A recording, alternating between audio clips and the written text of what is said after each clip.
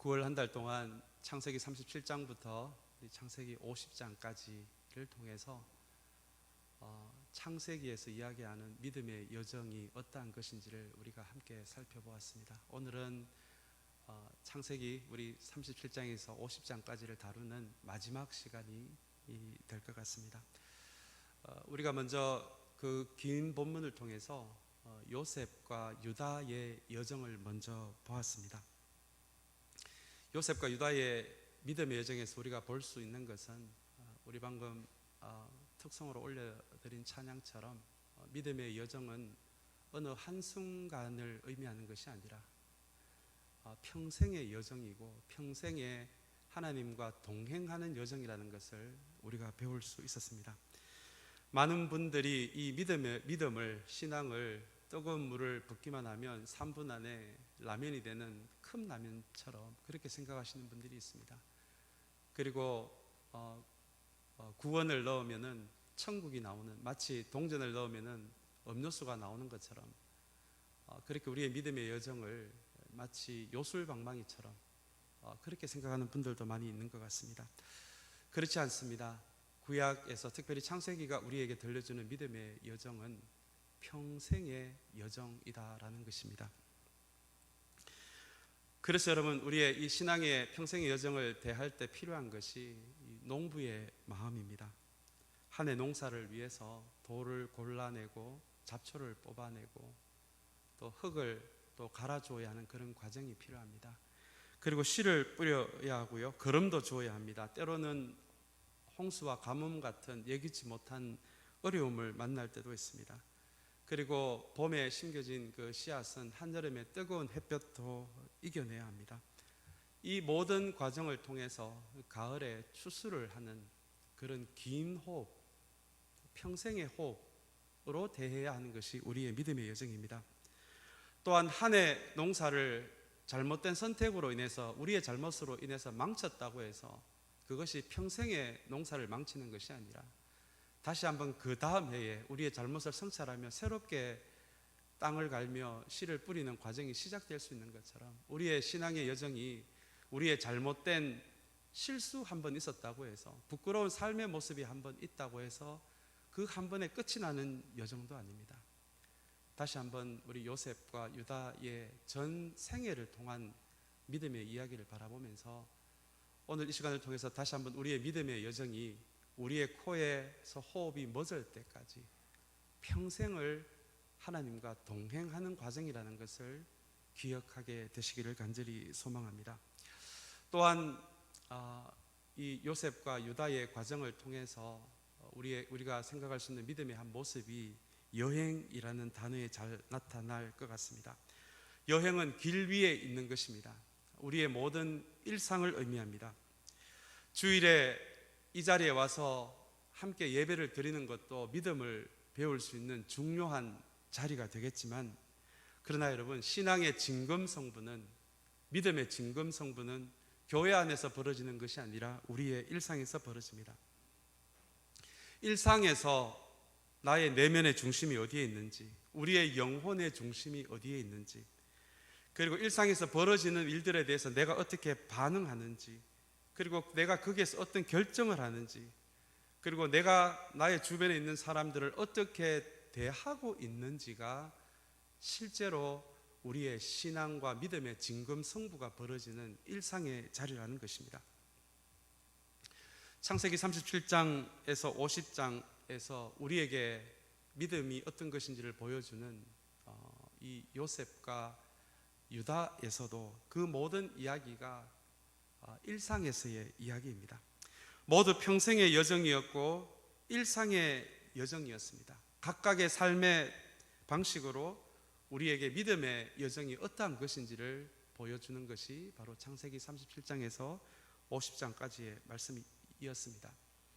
우리 함께 묵상한 말씀들, 함께 은혜를 나눴던 말씀들 잠깐 좀 정리하면서 다시 한번 믿음의 여정이 어떤 것인지를 좀 나누기를 원하는데요. 요셉이 우리에게 보여준 일상에서의 우리에게 보여준 신앙의 모습은 형통 이전에 동행을 추구한 믿음이었다는 것입니다. 그리고 어떤 삶의 환경에서도 나의 옆에, 나의 뒤에, 나의 위에, 나의 주위에 함께 하시는 하나님과 그렇게 같이 걸어간 동행의 여정이 바로 요셉이 우리에게 보여준 믿음의 여정이었습니다. 또한 요셉이 우리에게 보여준 믿음의 여정은 진실한 화해와 용서를 추구하는 여정이었습니다. 그리고 보디발의 장군의 아내의 유혹을 이겨내는 또 절제라는 성품을 우리에게 보여줍니다. 여러분, 절제는 보는 사람이 없는 곳에서도 하나님이 나에게 주신 신앙의 기준을 무너뜨리지 않는 것, 여러분, 이것이 요셉이 우리에게 보여준 절제입니다. 또한 요셉은 인생의 위기에서 가만히 있는 것이 아니라, 닫힌 문만을 보고 있는 것이 아니라 위기에 실제적인 대안을 만들고 그 대안을 실천하기 위한 실제적인 계획 플랜을 세울 줄 알았던 그런 영적 돌파력이 있는 사람이었습니다. 동행, 절제, 진정한 화해와 용서를 추구하는 삶, 영적 돌파력, 하나하나 여러분 쉬운 것은 아니지만 우리의 평생의 신앙의 여정에서 반드시 기억해야 하는 믿음의 중요한 핵심적인 부분들이 방금 말씀드린 동행, 절제, 그리고 진실한 화해와 용서, 영적 돌파력입니다. 이것이 요셉의 이야기를 통해서 하나님께서 우리에게 들려주는 평생의 믿음의 여정에 관한 말씀이었습니다. 그에 반해 유다는 요셉과는 좀 정반대 캐릭터로 성경이 이야기를 합니다. 유다는 돈을 받고 동생 요셉을 노예에게 팔아버리자고, 노예 주인에게 팔아버리자라고 제안을 했던 사람이었습니다. 아브라함과 이삭을 이어서 믿음의 여정을 보내고 있는 아버지 야곱을 떠나서 마치 누가복음에 나오는 탕자처럼 믿음의 가정을 떠나서 눈에 보기에 좋은 번영과 그런 세속적인 가치와 우상이 또 샤머니즘이 지배하는 그런 큰 도시로 이사를 해버린 사람도 바로 이 유다였습니다. 그래서 큰 슬픔을 겪습니다. 번영과 샤머니즘에 깊게 물든 두 자녀가 먼저 세상을 떠나는 큰 슬픔을 겪게 된 사람이 유다입니다. 심지어 창녀로 변장한 며느리 다말과 하룻밤을 보내면서 자녀까지 낳은, 어쩌면 인생의 바닥까지도 보여준 사람이 바로 이 유다였습니다. 그러나 그 인생의 바닥에서 다시 한번 자신을 돌아보게 된 유다에게 하나님은 이유 없이 그 유다의 삶을 은혜로 덮어버리십니다. 마치 초대교회를 가장 핍박했던 바울을 예수님이 선택하셔서 해외 선교사로 만드시는 그 이유를 알 수 없는 은혜가 유다에게 있었습니다. 그 은혜를 경험한 이후에 유다는 야곱과 형제들 그리고 요셉과 형제들 사이에서 기쁘게 자기 자신을 희생하는 중보자의 삶을 살아가게 됩니다. 이것은 성경이 기록하고 있는 최초로 다른 사람을 위해서 기쁘게 자기 자신을 희생하는 첫 번째로 나오는 이야기가 바로 이 유다 이야기였습니다. 놀랍게도 예수님은 요셉의 후손으로 오시지 않고 이 유다의 후손으로 오십니다. 그 말할 수 없는 은혜가 유다에게 더해지는 것을 바라보면서, 또한 성경은 이 믿음의 여정은 유다가 보여주는 것처럼 이유를 알 수 없는 하나님의 은혜가 우리를 덮어버리는 여정이어서 우리 힘으로만 해야 하는 그런 여정이 아니라는 것을 유다의 이야기로 우리에게 보여주는 것이 바로 창세기 37장에서 50장이 이야기하는 또 다른 믿음의 길을, 평생의 길을 걸어갔던 유다가 우리에게 보여준 모습입니다. 사랑하는 여러분, 그 끝이 화려했던 요셉의 삶도 우리에게 중요하지만 어쩌면 우리와 삶이 닮은 이 유다에게 하나님의 말할 수 없는 은혜가 덮어진 것을 바라보면서 다시 한번 이 땅을 또 믿음의 여정으로 살아가고 있는 우리 모두에게도, 또한 우리 공동체 위에도 그 이유를 알 수 없는 하나님의 은혜가 날마다 물붓듯이 부어지고 있다는 것을 여러분 꼭 기억하는 저와 여러분들이 되시기를 주님의 이름으로 축복합니다. 그리고 오늘 창세기 37장 50장에서 보여주는 이 세 번째 믿음의 평생의 여정을 걸어간 사람이 바로 오늘 본문에 등장하는 험악한 나그네 세월을 살았다라고 고백한 이 야곱입니다. 야곱의 평생의 믿음의 여정이 어땠는지를 보여주는 한 단어가 오늘 본문 47장 9절에 나오는데요. 9절에 보시면 이 세상에 떠돌아다닌 횟수라는 표현이 나옵니다. 또 이어서 저의 조상들이 세상을 떠돌던 횟수라는 표현도 47장 9절에 이어서 나옵니다. 이 표현이 개역 개정에서는 나그네라고 되어 있습니다. 오늘 창세기를 마지막으로 정리하는 이 자리에서 우리가 함께 은혜를 나눌 이 세 번째 사람 야곱이 우리에게 보여주는 이 평생의 믿음의 여정을 보여주는 이 핵심적인 단어가 바로 나그네입니다. 제가 이 나그네의 정확한 의미를 좀 찾아보기 위해서 사전을 찾아보니까 사전에 보니까 나그네를 이렇게 정의를 하더라고요. 자기 집을 떠나 낯선 곳에 머물면서 먼 길을 가는 사람, 사전은 이렇게 나그네를 정의합니다. 여러분들이 잘 아시는 대로 하나님이 우리에게 믿음이 무엇인지를 가르쳐 주시기 위해서 처음으로 선택한 사람이 바로 아브라함이었습니다. 이 아브라함에게 주신 이 첫 번째 하나님의 명령이 무엇인지 아마 여러분들 잘 기억하실 것 같은데요. 그 명령은 바로 고향을 떠나라는 의미였습니다. 너에게 익숙하기도 하고 또 도움을 금방 줄 수도 있는 친척이 살기도 하고 그리고 아버지가 있기도 한, 그래서 의지할 수 있는 친척도 있고 가족도 있어서 너무나 너에게 익숙한 고향을 떠나라라는 것이 믿음의 여정을 인류 최초로 처음 시작한 아브라함에게 주신 하나님의 명령이었습니다. 다시 이야기하면 자기 집을 떠나서 낯선 길을 걸어가는, 또 낯선 길 위에서 낯선 곳에서 살아가는 나그네가 되어라라는 것이 믿음의 여정을 처음 시작하는 사람에게, 아브라함에게 주신 하나님의 첫 번째 명령이었습니다.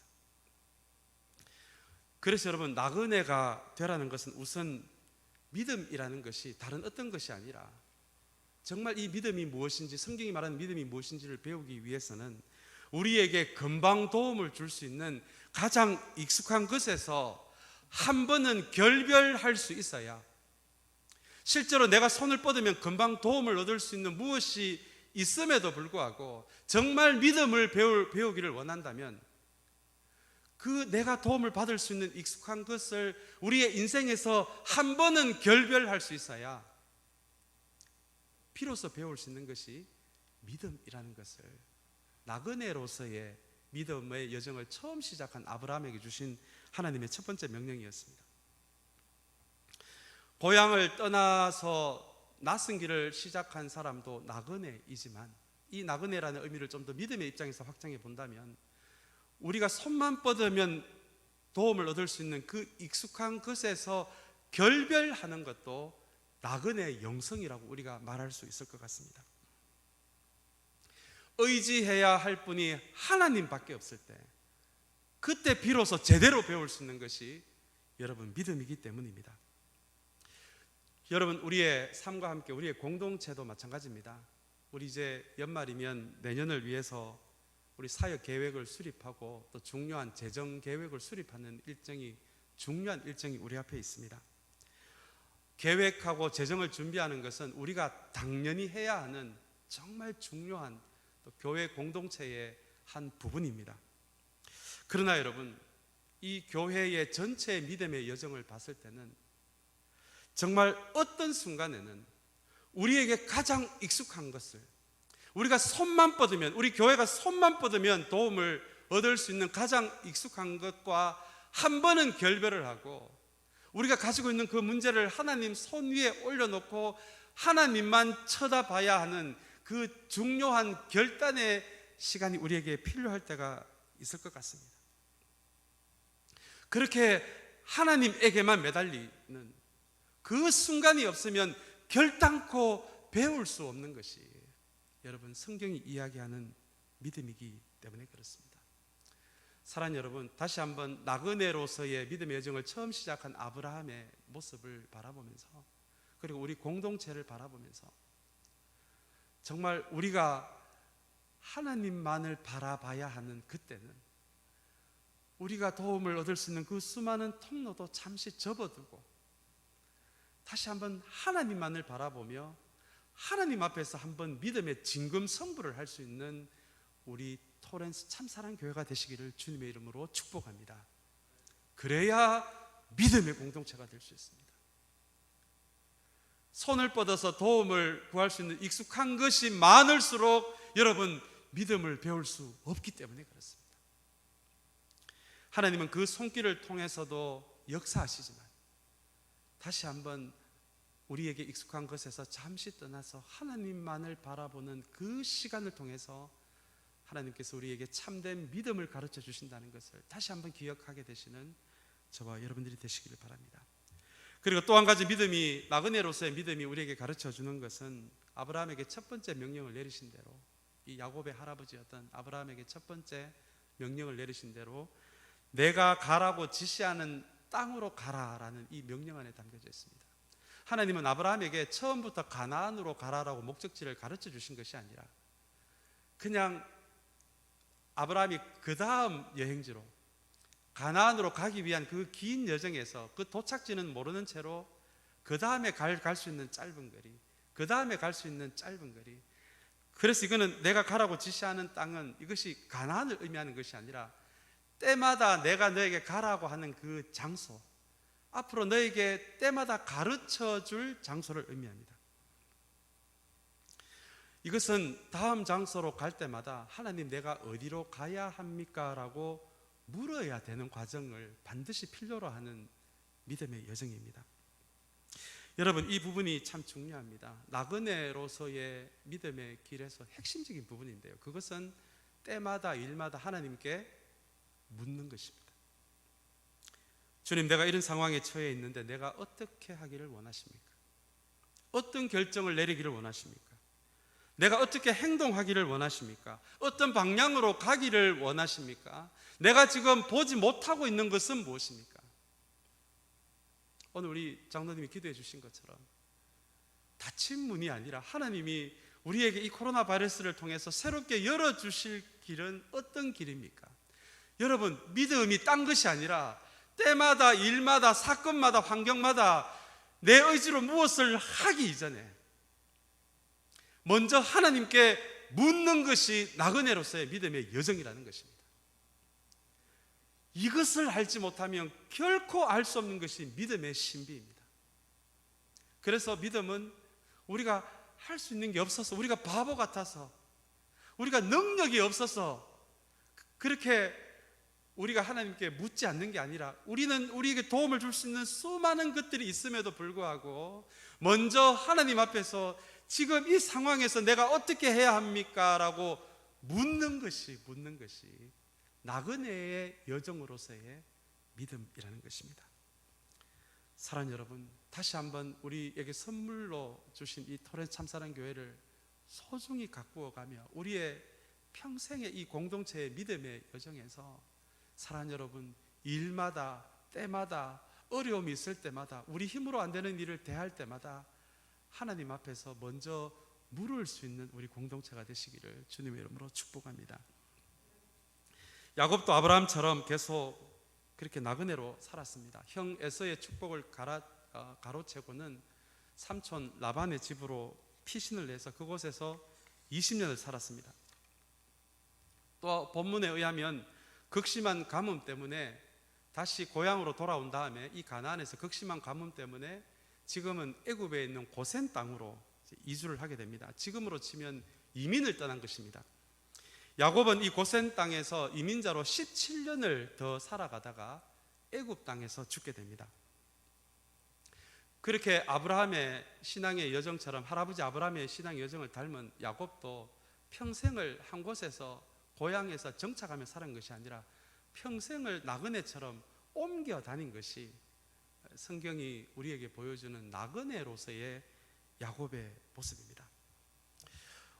그 삶이 요셉처럼 그렇게 배울 것이 많은 삶은 아니었지만 아브라함의 이야기를 들으며 믿음의 여정의 이야기를 들으며 야곱도 믿음의 모습을 하나 보여주는데, 오늘 본문에서 읽지는 않았지만 창세기 46장 1절에 의하면 그 가나안의 경계, 바로 그 경계선을 이제 벗어나면은 이제 고향인 그 가나안 지역을 벗어나는 거잖아요. 그 경계에서 벗어나기 전에 하나님께 예배하며 하나님께 묻는 야곱의 모습이 나옵니다.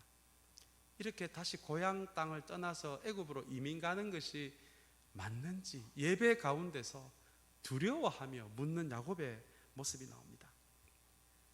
자, 이것이 할아버지 아브라함으로부터 이어받은 나그네로서의 영성뿐만 아니라 묻는, 하나님께 그 위기의 순간에 묻는 영성을 보여주는 것이 또한 험악한 세월을 살았지만 야곱이 우리에게 보여주는 하나의 믿음의 모습이었습니다. 또한 여러분, 신약에서도 나그네라는 단어가 등장하는데요, 베드로전서입니다. 베드로전서 1장 1절에 보시면 그 1절에서 베드로는 이 베드로전서를 도처에 흩어져서 살아가고 있는 나그네들을 위해서 이 베드로전서를 기록했다라는 말씀이 나옵니다. 근데 여기서 이 베드로전서 1장 1절에서 참 중요한 표현이 흩어져서라는 표현입니다. 이 흩어져서라는 이 헬라어 단어 안에는 놀랍게도 씨를 뿌린다라는 의미가 있습니다. 여기에 조금은 믿음에 대한 깊은 의미가 있습니다. 씨를 뿌린다는 것을 조금 더 문학적으로 저희가 이해를 하자면, 나그네는 낯선 곳에서 살아가는 사람들이지만 그러나 낯선 곳에서 살아가는 그 삶의 자리에서도 씨를 뿌리는 사람, 그리고 자기가 있는 그 낯선 자리에서도 씨를 뿌리고 꽃을 피우는 사람이 바로 나그네로서의 믿음의 사람이다라는 그 의미가 이 안에 숨어 있습니다. 여러분, 이런 찬양 아마 많이 들어보셨을 것 같습니다. 저희 할머니가 또 많이 부르셨던 찬양인데요, 죄 많은 이 세상은 내 집안이요, 내 모든 보화는 저 하늘에 있네, 저 천국 문을 열고 나를 부르니 나는요 이 땅에 정들 마음 없어요 라는 찬양입니다. 참 좋은 찬양입니다. 우리의 최종 도착지가 어디인지를 우리에게 정확하게 말해주는 찬양인데요, 그러나 여러분, 이 마지막에 나오는 이 땅에 정들 마음 없어요 라는 이 구절이 어떻게 보면은 우리의 최종 목적지는 저기여서, 저 하늘이어서 어쩌면 우리가 이 땅에 살아가는 이 삶의 과정을 조금 대충 살아도 되고, 좀 가급적이면 이 땅의 삶은 빨리 좀 살아서 주님 계시는 저기에 좀 빨리 갔으면 좋겠다, 그런 뉘앙스를, 이 찬양을 잘못 부르면은 그런 뉘앙스로 읽혀지는 찬양입니다. 그러나 여러분, 오늘 베드로전서 1장 1절이 우리에게 말해주는 것처럼 나그네는 가능하면은 이 험한 세월을 우리가 좀 빨리 살아내고, 그리고는 하나님 계시는 저 하늘에 빨리 좀 가기를 원하는 사람이 나그네가 아니라, 이 땅에 사는 동안 우리의 삶의 자리가 어디이든지 그 낯선 땅이라고 할지라도 우리가 속해 있는 그 일상의 자리, 우리가 있는 그 낯선 땅 위에서도 씨를 뿌리고 꽃을 피워야 하는 사람들, 그것이 베드로전서 1장 1절이 우리에게 이야기하는 나그네의 여러분 정확한 의미입니다. 다시 한번 이 나그네의 영성을 기억하면서, 우리가 코로나 바이러스 팬데믹이라는 힘든 시간을 보내고 있지만 우리가 속해 있고 시간을 보내는 그 모든 삶의 자리에서 여러분, 우리가 낙담만 할 것이 아니라 그 자리에서 씨앗을 심었습니다. 우리가 속해 있는 그 어두운 삶의 자리에서도 꽃을 피울 수 있는, 그것이 우리를 불러주신 크리스찬의 삶이라는 것을 잊지 않게 되시기를 주님의 이름으로 축복합니다. 오늘 본문 46장 31절에서 47장 6절까지는 요셉이 형들에게 애굽의 정착지로서 고센 땅을 결정하고 그것을 애굽의 왕에게 설득하는 과정이 나오는데요, 여기에도 나그네 영성이 깊게 숨어 있습니다. 고센 땅은 야곱과 가족들이 이민자로 살아야 할 땅입니다. 요셉이 이곳을 정한 이유가 있습니다. 첫 번째는 그 이유가 야곱과 형제들의 직업이 목자들이었다는 것입니다. 목축업을 하는 사람들이었습니다. 고센 땅은 목초가 많은 지역이어서 야곱과 아버지와 형제들이 와도 충분히 가지고 온 가축을 키우는데 부족함이 없는 목초가 풍성한 지역이었습니다. 그리고 두 번째 이유는 46장 34절에 나옵니다. 애굽 사람들이 천하게 여기는 직업이 바로 이 목축업이라고 요셉은 이야기를 합니다. 우리 조선시대에 우리가 그 천하게 여겼던 직업 중에 하나가 여러분 백정이었잖아요. 그것처럼 애굽 사람들이 천하게 여겼던 직업이 바로 이 목자들이었습니다. 그래서 지금은 요셉이 총리가 되어서 이 애굽 사람들이 함부로 가족을 대하지는 않겠지만, 언젠가 요셉이 죽고 나서는 마치 조선시대 백정을 천하게 여겼던 것처럼 애굽 사람들이 점점 더 아버지와 형제들을 무시할까 봐 그것을 요셉은 걱정을 하고는 이 고센 지역으로 그렇게 조금은 격리된 장소로 정했던 것이 바로 이 고센 땅의 의미였습니다. 왜냐하면 고센은 거의 애굽의 경계였기 때문에 그렇습니다. 이 고센 땅이 애굽의 중심이었던 수도 옆에 있었으면 아무리 가뭄을 피해서 잠깐 피신한 자리였지만 수도 옆에 있었다면 애굽의 발달한 문화와 번영의 문화와 샤머니즘의 문화에 물들 수도 있는 그런 상황까지도 요셉은 걱정을 하게 된 것입니다. 아무리 믿음의 여정을 시작했다라고 하더라도 요셉의 자녀까지 포함해서 겨우 70명에 불과한 믿음의 여정을 시작한 사람들입니다. 그래서 이 사람들이 애굽의 중심에 있었을 때 그 큰 문화에 의해서 영향을 받을까 봐, 그래서 애굽의 국경 근처에 있어서 애굽의 문화와 종교에 영향을 받지 않도록 그것까지 배려한 것이 바로 요셉이 이 고센 땅을 정한 이유입니다. 사랑하는 여러분, 여기에 나그네의 중요한 의미가 숨어져 있습니다. 나그네는 고향을 떠나 낯선 곳에서 살아가지만 결코 그 땅의 가치에 물들어서는 안 되는 사람들이라는 의미입니다. 우리는 모두 미국이라는 자본주의가 가장 발달한 나라에서 이민자로 살아가고 있습니다. 자본주의의 최고의 가치는 돈입니다. 돈이 모든 것을 좌우합니다. 우리 크리스찬도 돈이 필요합니다. 그러나 여러분, 돈이 필요한 것과 돈에 매이는 것은 전혀 다른 문제입니다. 필요와 탐욕은 전혀 다른 영역입니다. 성경이 이야기하는 나그네는 우리가 이 땅에 살아가면서 비록 이 땅의 가치인 돈도 우리의 삶을 위해 필요하지만 결코 그 가치에 매여서는 안 되는 사람들이 바로 나그네라는 것입니다. 그것이 고센 지방의 의미입니다. 여러분, 교회의 진짜 위기는 언제 오는지 아십니까? 교회의 진짜 위기는 교회가 세상 가치에 매여버릴 때입니다. 교회는 돈이 전부라고 말하는 세상에서 사람들이 우습게 여기는 하늘의 가치로 수많은 다른 사람들이 하나를 만들어가는 곳, 일치를 만들어가는 곳이 여러분, 하나님이 교회에 두신 하나님의 근본적인 목적입니다. 그래서 교회는 하늘의 가치로 하나가 되어가는 곳이지, 교회에서 이 세상의 가치인 돈 이야기로, 힘에 관련된 이야기로 이 교회 공동체가 가득 차버린다면 여러분, 진짜 위기는 바로 거기에서 오는 것입니다. 그래서 요셉은 애굽의 중심이 아니라 애굽의 변두리인 국경에 있는 고센 땅을 결정을 해서 언젠가는 다시 가나안으로 돌아가기에 쉽도록, 애굽의 문화에 물들지 않도록 그렇게 고센 땅을 정한 이유가 바로 여러분 거기에 있습니다. 사랑하는 여러분, 우리 토렌스 참사랑교회가 이 고센 땅이 되기를 주님의 이름으로 축복합니다. 이 땅을 살아가지만 이 땅의 가치에는 매이지 않는 사람, 돈이 필요하지만 돈에 매이지 않는 사람, 하늘의 가치로 돈을 벌 수 있는 사람, 그것이 나그네의 영성이라는 것을 다시 한번 기억하게 되시기를 바랍니다. 그리고 마지막으로 8절과 10절의 말씀입니다. 애굽의 왕을 만난 야곱이 그 왕을 위해서 축복 기도를 합니다. 저는 이 장면이 참 아름답게 다가왔습니다. 애굽 왕은 하나님을 모르는 사람입니다. 그냥 우리가 말하는 세상 사람이에요. 어떻게 보면 악한 사람일 수도 있습니다. 그런데 애굽의 나그네로 온 야곱이, 평생을 자기만을 위해 살았던 이 야곱이 마침내 인생의 후반부에서는 하나님을 모르는 세상 사람인 애굽 왕을 축복하는, 이 본문에서 축복했다라는 말은 축복 기도했다라는 표현이거든요.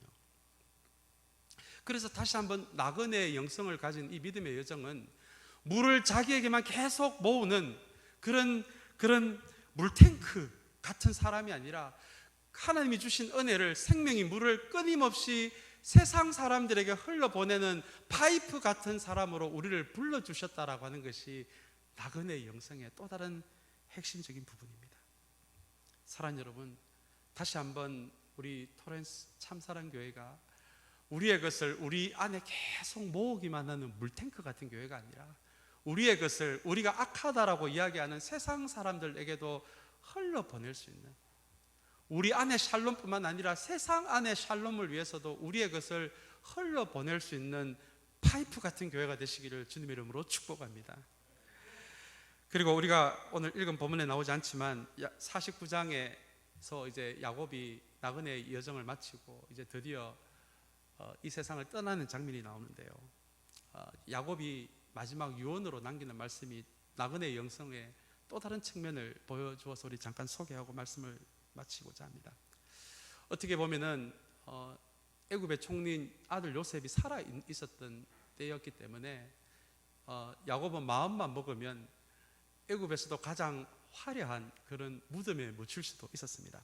그러나 야곱은 그렇게 하지 않고 아브라함이 구입한 그 막벨라라는 지역에 있는 그 막벨라 굴이라는 그 믿음의 사람들이 묻혀 있는 그 가족 무덤을 야곱이 선택을 해서 내가 죽거든 시신을 애굽이 아니라 할아버지 아브라함이 구입했던 그 막벨라 굴, 그 초라한 굴 무덤에 자기를 묻어 달라라는 그런 이야기로 자신의 인생을 마치게 됩니다.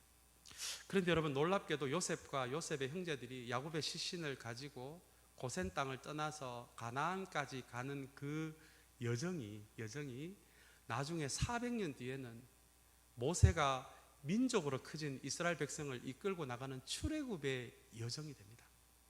물론 요셉과 야곱과 형제들이 그것을 의식하고 그렇게 하지는 않았지만 믿음의 선년들이 한번 걸어간 그 길이 이정표가 되어서 400년 뒤에 그 후손들이 출애굽을 떠나서 하나님이 약속한 가나안 땅으로 들어가는 그 이정표가 된 것이 야곱의 시신이 고향인 가나안으로 옮겨간 그 길의 루트였습니다. 이 장면을 가만히 바라보면서 나그네의 영성은 우리의 후손을 위해서, 우리의 다음 세대를 위해서, 우리가 지금 이 자리에서 우리의 믿음의 이정표를 세워나가는 것이 다시 한번 나그네의 믿음의 여정이라는 것을 볼 수가 있었습니다. 야곱의 시신이 옮겨간 그 길이 출애굽의 여정이 된 것처럼, 사랑하는 여러분, 우리가 하나님께서 선물처럼 주신 우리 토렌스 참사랑 교회에서 금방 세워진 우리 교회 공동체, 지금 저와 여러분들이 만들어가는 이 신앙의 여정이 언젠가는 우리 다음 세대의 신앙의 이정표가 될 수 있도록 여러분, 우리를 기쁘게 희생하고 이 믿음의 여정이 힘들더라도 곧게 걸어가서, 사랑하는 여러분, 다시 한번 이 땅을 나그네로 살아가는 우리가 우리만 천국 가면 끝이 아니라 우리 뒤에 오는 우리의 후손들, 다음 세대를 위해서도 우리가 완벽하지는 않더라도 믿음의 여정이 이런 것이라는 것을 보여줄 수 있는 믿음의 이정표를 곳곳에 만들어갈 수 있는 우리 토렌스 참사랑교회가 되시기를 다시 한번 여러분 축복합니다. 우리 같이 기도하겠습니다.